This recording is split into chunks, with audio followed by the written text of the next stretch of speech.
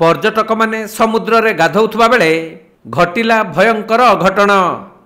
3 जन पर्यटक ढेउरे भासी जिबा परे सेमानंकु उद्धार करिबा पई स्पीड बोट रे जाइथिले उद्धारकारी टीम।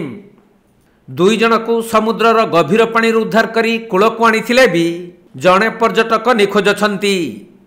सेपटे उद्धार होइथिबा 2 जन पर्यटकंकु अति गुरुतर अवस्था मेडिकल को निया जाइथिबा बेले सेठारे जणे पर्यटकंकु डाक्तर मृत घोषणा करिसंती। एपरी अभावनीय घटना घटिछि ओडिशा पश्चिमबंग सीमांतवर्ती ताजपुर समुद्र बेलाभूमि रे। सूचना अनुसार पश्चिमबंग बारासात अंचलर 3 जन पर्यटक ताजपुर बेलाभूमि को बुलिबाकु आसी समुद्र रे गाधौथिले। एही समय रे प्रबल ढेउ जगु 3 जन पानी रे भासी जाइथिले।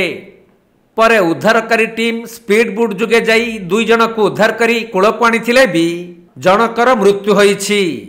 आउ अन्य जने एबे भी निखोज थिबा बेले जने पर्यटक हॉस्पिटल रे चिकित्साधीन रहिछंती।